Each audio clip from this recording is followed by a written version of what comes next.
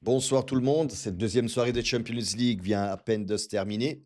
Où ce soir, on a vu vraiment de gros et de beaux matchs en même temps. Donc, on va commencer par allez, la tête d'affiche, on va dire ça comme ça, hein, Arsenal-Bayern, où j'avais pronostiqué, vous le savez très bien, un match nul. Mais voilà, Arsenal s'est imposé par le score de 3 buts à 1. Je vais dire, c'est mérité de leur part.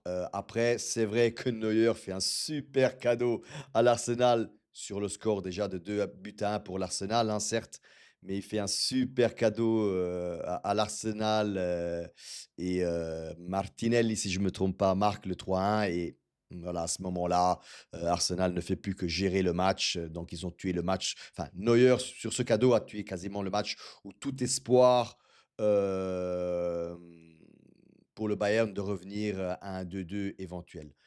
Première mi-temps équilibrée entre les deux clubs, 1 but partout, 2 erreurs défensives selon moi, que ce soit, le but d'Arsenal de Timber, le but du Bayern de Karl.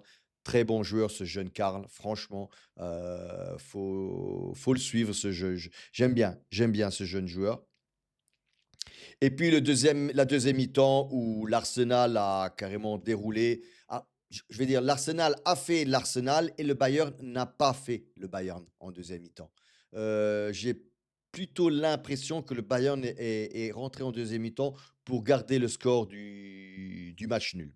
Voilà. Mais sinon, au-delà de ça, pour moi, c'était super match. Encore une fois, ce n'est pas parce que le Bayern a perdu ce soir, que sa qualification directe, au 8e est compromise. Non, loin de là et de toute façon, les gros bras, faut les montrer en mars. C'est pas maintenant qu'il faut se qualifier pour les 8e ou pour les playoffs, peu importe. Les gros bras, c'est en mars. On l'a bien vu la saison dernière avec le Paris Saint-Germain. Sinon, les autres matchs qu'il y a eu, donc on va commencer avec les 2 matchs qu'il y a eu à 6 h 6 h 30. Il y a eu, Pafos Monaco, ils se sont quittés sur le, score de 2 buts à 2, match nul, ce qui arrange la Juventus parce qu'on les garde en dessous et le prochain match de la Juve en Champions League, c'est justement à la maison contre Pafos. Faut se méfier de Pafos, ils ont pas mal joué. Il y a eu aussi, Copenhagen-Kairat. Kairat a perdu 3 buts à 2 au Danemark. Puis il y a eu, Olympiakos-Real Madrid où le Real Madrid a mal commencé le match, il a mal entamé le match. L'Olympiakos passe, assez rapidement sur le 1-0, mais après voilà, Mbappé s'est un peu fâché, on va dire ça comme ça et en 15-20 minutes, il retourne complètement le résultat. Il marque 3 buts, un derrière l'autre, 1-1, 2-1, 3-1 donc et là, il tue le match en première mi-temps, je parle. Et puis en deuxième mi-temps, sursaut de l'Olympiakos, 2-3, puis 4-2 du Real Madrid, puis 3-4, 3-4.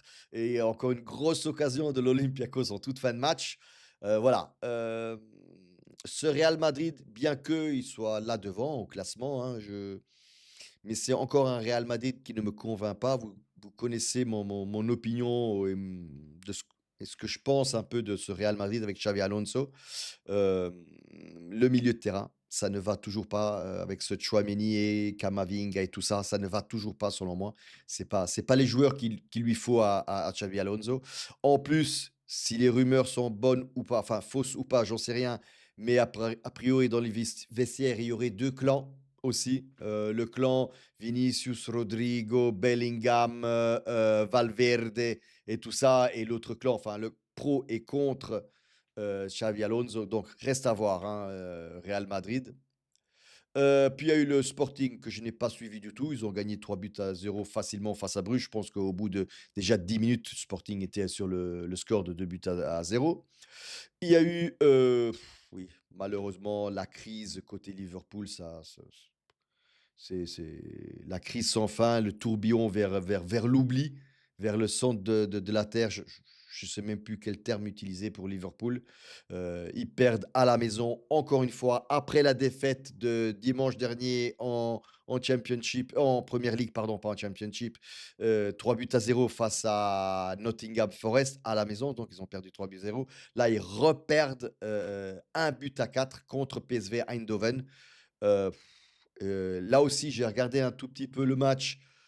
Défensivement, les amis, ça fait peur, hein. La défense de Liverpool fait peur. Dans le mauvais sens du terme, hein. Pas fait peur dans, voilà, hein, dans le mauvais sens du terme. Ils n'y sont pas du tout. Virgil, le premier but du PSV, Virgil, je sais même pas ce qu'il fait. Il lève le bras pour toucher le ballon de la main. Il y a quelque chose que j'ai vraiment. Donc, penalty, hein, forcément, pour le PSV. Perisic marque le penalty. Puis 2-0, 3-0, 3-1, 4-1. Enfin, bref. Euh, non, Liverpool n'y est pas non plus. Je pense que peut-être suite à cette énième défaite, je crois 12e défaite si je ne me trompe pas, je pense que l'entraîneur Slot, je ne me rappelle plus de son nom exactement, je pense qu'il va être limogé dans les prochains jours, dans les prochaines heures. Je ne vois pas comment cet entraîneur peut rester à Liverpool. Puis on a eu le match PSG-Tottenham qui s'est terminé sur le score de 5-3. Mais c'était pas facile pour le PSG puisque Tottenham a ouvert le score avec Richarlison. Très beau but. Le PSG qui s'accroche quand même. Le 1-1, puis le 2-1 de Tottenham. C'était un peu tir et va, enfin un peu un aller-retour. Mais bon, pour finir, la force du PSG s'est quand même imposée, Vitinha et tout ça. Donc, ils se sont quand même imposés par le score de 5-3 face à Tottenham. Pour moi, j'ai aussi pour le match que j'ai vu, pour moi, c'est largement mérité. En toute fin de match, PSG se prend un carton rouge. Est-ce que ça va compter pour les prochains matchs? Je ne pense pas. Je pense que le PSG a 12 points. Ils sont deuxième derrière l'Arsenal. Je pense que là aussi, pardon, le PSG fera partie des qualifiés, enfin, des qualifiés directs comme l'Arsenal, pour moi, le Bayern, le PSG euh, et d'autres clubs. Maintenant, je ne les ai pas tous en tête. Peut-être le Real aussi.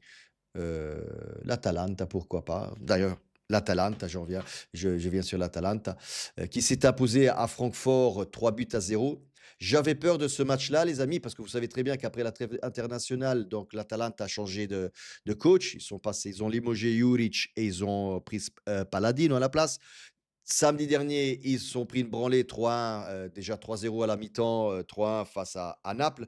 Donc je dis, ouais, c'est mal parti pour Palladino. Après, vous l'avez vu, il y a l'Atalanta en championnat et il y a l'Atalanta en Ligue des Champions. J'ai l'impression que c'est deux clubs différents. Voilà. Donc, je l'ai dit, c'est imposé sur le score de 3-0.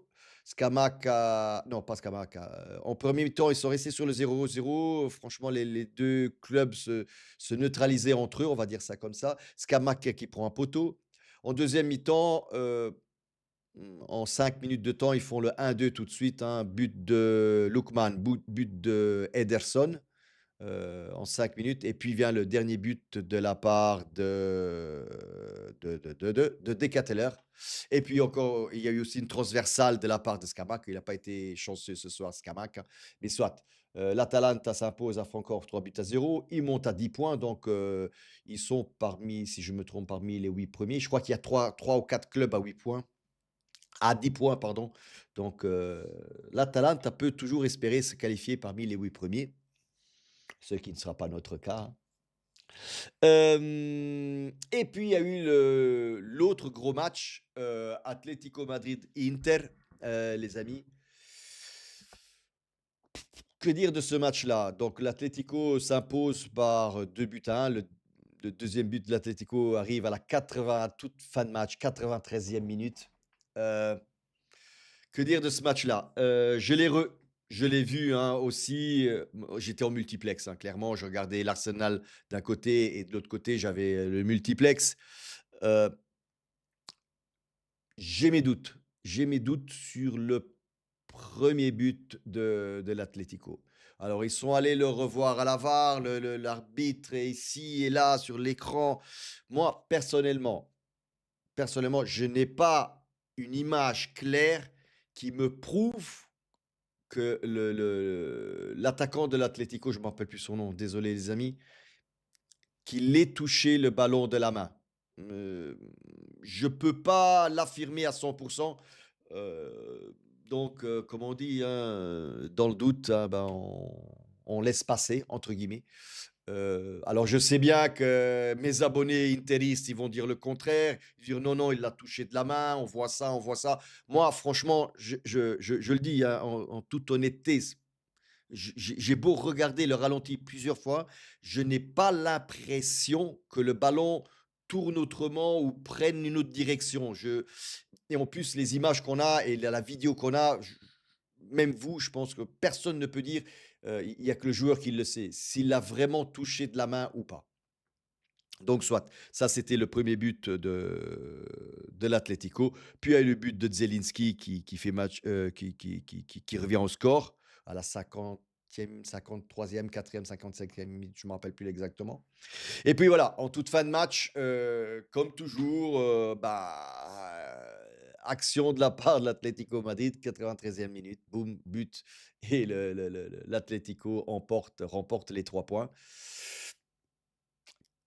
Je ne vais pas dire que c'était annoncé, mais il faut dire aussi que l'Inter a eu ses 4 matchs faciles en tout début de Ligue des Champions et maintenant arrivent les gros matchs. Alors certes, il y a eu l'Atlético maintenant, je pense que le prochain c'est Liverpool. Alors au vu de ce que j'ai vu du Liverpool ce soir, je pense que, l'Inter devrait passer facilement. En plus, je pense qu'ils jouent Liverpool à la maison. Franchement, de ce que j'ai vu aujourd'hui de Liverpool et ce que j'ai vu aussi dimanche de Liverpool, je pense qu'il y a largement de quoi prendre les 3 points de la part, de l'Inter les prochains matchs. Mais voilà, c'est comme ça, c'est le foot. Hem, je vais être sportif dans le sens où sans doute sans doute le match nul était le résultat le plus juste, pour ce qu'ils ont montré les 2 équipes. Mais voilà, le ballon, il est rond, il est pour ça. Et encore une fois, je le redis, et c'est pas parce que je suis anti-interiste, hein, mais moi, personnellement, j'ai beau revoir les images et les vidéos, j'ai pas l'impression qu'il touche le ballon de la main. Voilà les amis, c'était un peu c'était le débrief, des matchs, de ce soir, de Champions League de ce soir. Demain soir, Europa League et Conference League. Moi franchement, je si j'arrive à voir la Roma, tant mieux, sinon, on se revoit comme d'habitude à notre rendez-vous habituel du vendredi soir avec la live. Come sempre ragazzi, fino alla fine, forza Juve.